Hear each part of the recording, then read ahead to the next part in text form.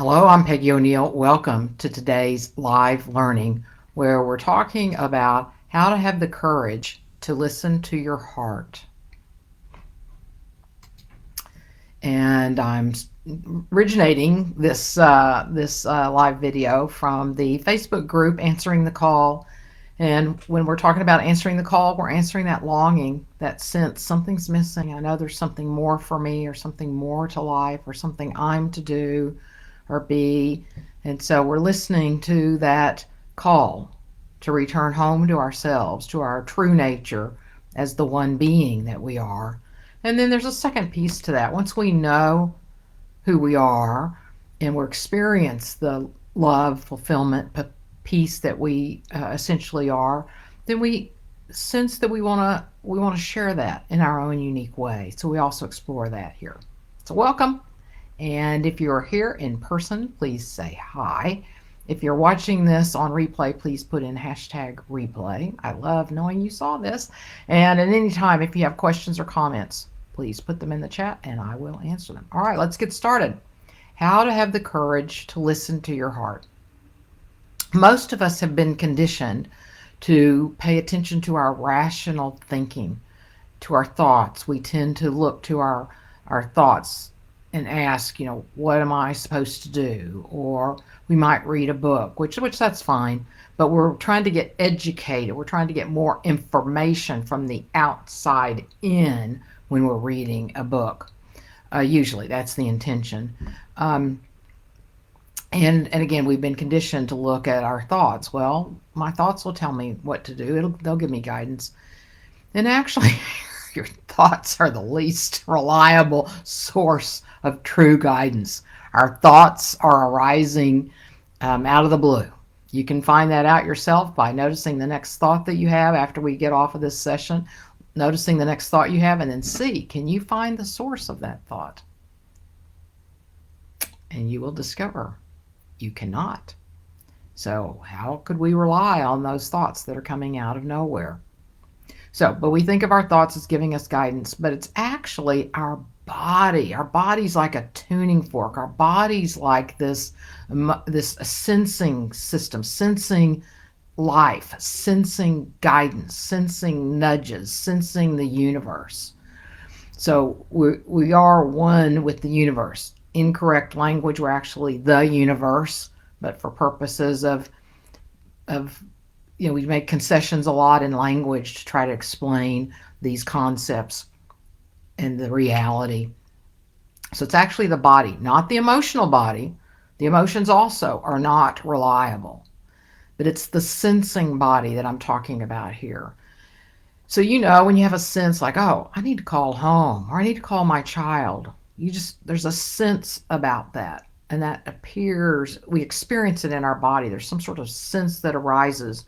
And then our mind can interpret that sense. So we get that sense to call somebody. It's a felt sense. Or we might get a sense, oh, now's a good time to go to the grocery store. There's no rhyme or reason to it. We just get a sense, oh, now's the time. Or we get this sense there's something I must do with my life. You might not know what it is, but you can sense it. There's something nagging at me. What is that? That's that sensing. That's the call that I referred to a few minutes ago. That's been with me for months. Many of you know that I have started something called Unite for Democracy. And I want you to know it's nonpartisan, so it has nothing to do with political parties at all. It has to do with democracy. But it's been nagging at me really for years, and it just wouldn't go away. And finally, a few months ago, I recognized, okay, it's time to really listen to this sensing. It was a sensing, nothing rational about it. But there's a sensing as I move into that and have moved into that fully. It's just a knowing this is what's to do next with me. So all of that I'm talking about, the sensing body, just knowing something, we can say that those are our heart, because often what we'll do is we'll put our attention on our heart, or that may be kind of the center of that sense, that we sense it in the heart space. But technically it's not the heart, it's that heart space, that place in our bodies near the heart. That's where the sensing tends to be most felt by most of us. So I'll explain more about that in a minute. So why is it important to listen to our heart? I said in preparation for today that we'd be addressing 3 bullets. Why it's important to listen to your heart, your inner knowing, how to be with fears and uncertainty, and how to listen to your heart. It may not be what you think, the heart of your being. Okay, so why it's important to listen to your heart. It actually has more intelligence than anything else, than your thoughts, than your memory. Uh, our intelligence, our thinking is one of the least intelligent aspects of ours, of who we are. Just that's just the truth. Scientists say we have 3 brains. That we have the brain that we're used to. We have our heart and we have our gut. The heart and gut more reliable, and yet we are not at all trained or conditioned to pay attention to those. So it's important to listen to the heart because that's going to have a lot more intelligence for your being, your life, how you're engaging with others, what you're here to do, and how to express yourself in the world. And the longing that I mentioned also at the beginning of this call, this session, that any longing is a calling. It's a calling. It's our true nature calling to us, here, come here, come here. The answers are here. So any longing is telling you, turn around and look there. And again, most of the time we experience the longing in our heart area, and it knows. It knows. Now, it may not be clear to us in our time, and we might have this sense of longing, and as long as we're trying really hard to figure it out, we probably won't figure it out. But when we can relax and trust, okay, I'm paying attention to this longing, I'm continuing to return to it, I'm letting it guide me, then it'll reveal to you what there is to be revealed when it is to be revealed.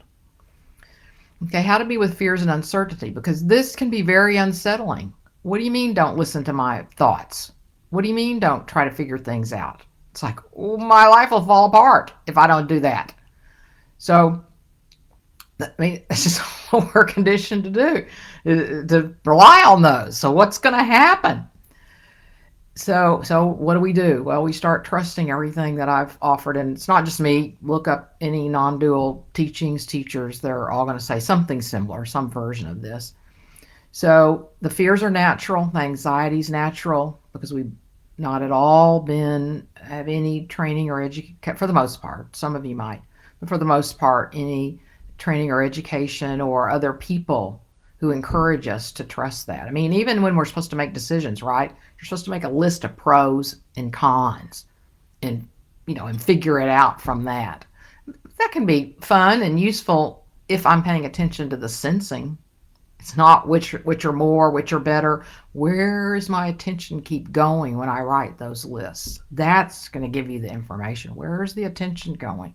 Of course, I'm not talking about the fear kind of attention, because attention could go to fear. But the relaxed, open-hearted attention, like, I keep getting attracted over here. You want to pay attention to that. So anyway, so our fears and uncertainty are natural. And they are the thoughts that appear to us, which are also the stories that appear to us. And so we just recognize that. Oh, those are thoughts appearing. Those are stories. I don't have to pay attention to those. They're unreliable. So you relax the focus of attention and allow them to go by just like you would clouds in the sky. And welcome the fears. Bring them close. They are actually gifts. They're invitations for you to come close to yourself, back to yourself. So welcome the fears. Bring them so close. Sometimes when I'm working with emotions this way, with fears especially, it's like I'm sucking it in. I'm bringing it so close that I can feel it merging back into me. Because often what we're doing with fears and uncertainty, we're denying them. We're pushing them away. We don't want to feel them, or we think they shouldn't be there. All that just keeps them alive. We bring them so close that they start disappearing. They dissipate. Eckhart Tolle calls it, they transmute into the love and the peace that we actually are. So how do we listen to our hearts? And I said in the notes, It may not be what you think. So when I talk, so it is the heart area, but it's not the heart. It's the heart of your being. You can think of it like the heart of your being. Again, that's the area that we tend to focus on when we're focusing on our being, um, and where we'll often feel the sensing most loudly. So, what I'm really talking about when I say listen to your heart, another way to say that is to sink back into your essential nature. Again, language is poor. We're not sinking back into anything because we are our essential nature. But as we're in, until we become until it becomes just natural, then that's a useful way to think about it, is to sink back into our essential nature. So what do? We become silent and still. Today's age, very hard to do, but get silent, still. It's not an empty silence. It's an alive silence. Again, thoughts are not the heart's method of communication. It's a sensing, a knowing. So we're sinking back. We're sinking back into the space between thoughts is one way to think about it. So you can notice a thought and then there's a space. You can keep returning to the space. Or another way, relax the focus of attention. Another way is to remind yourself, I am awareness. And allow yourself to sink back into that experience of awareness. That awareness is your essential nature. All right, so I'm going to see if we have any questions or comments. Okay, I don't see any. All right. So I'll review. So we're talking about how to have the courage to listen to your heart. It's important to listen to your heart because it actually has more intelligence than anything else, and your gut. But we're not. But that's well, they're kind of. I guess you could say that together. You could listen to the yeah, yeah. So some people would experience what I'm talking about today more in the gut level, probably. Mine is more the heart area. So you could actually think of the gut too as your heart, because what we're really talking about is your essential nature. We're talking about the stillness that you are, the awareness that you are. When I say listen to your heart, the heart of your being. So you can locate that really anywhere in your body. Again, for most people, it's going to be in the heart area. And how to be with fears and uncertainty, it's natural. So just know that. And then remember that they're thoughts, they're stories, they don't mean anything. They're not related to anything we're talking about today. They can, except that they can distract us and take us away from our knowing. So we welcome the fears and the uncertainties. Bring them close, so close that they merge with who you are. And then how to listen to your heart again. It's your being. You can focus on the heart area or the gut area. And then think of sinking back, sinking into the heart. However you want to do that, you can remind yourself, I'm awareness, and sink back into that. Or just be still and let the thoughts go by, or relax the focus of attention.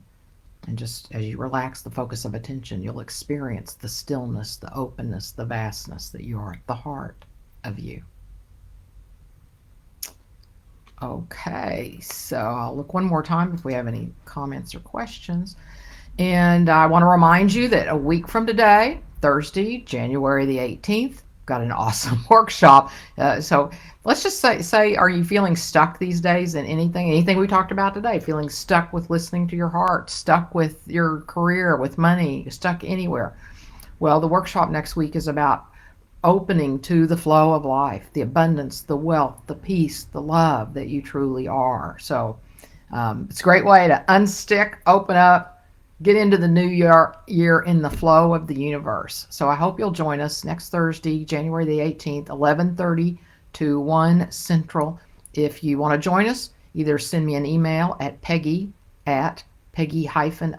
ONEAL.com, or put a comment in the chat, or message me and I will send you the Zoom link, and we've got a really nice group getting together next Thursday. I'm very excited. All right. Have a wonderful rest of your day, and I encourage you, if you're inspired by this, to begin to allow yourself to sense what's calling to you, to sense to allow yourself to know what you're, through your sensing, through the knowing of your being, to where, what's the next move, what's the next call, what's the next, maybe it's to go be still for a while. All right, enjoy. Bye.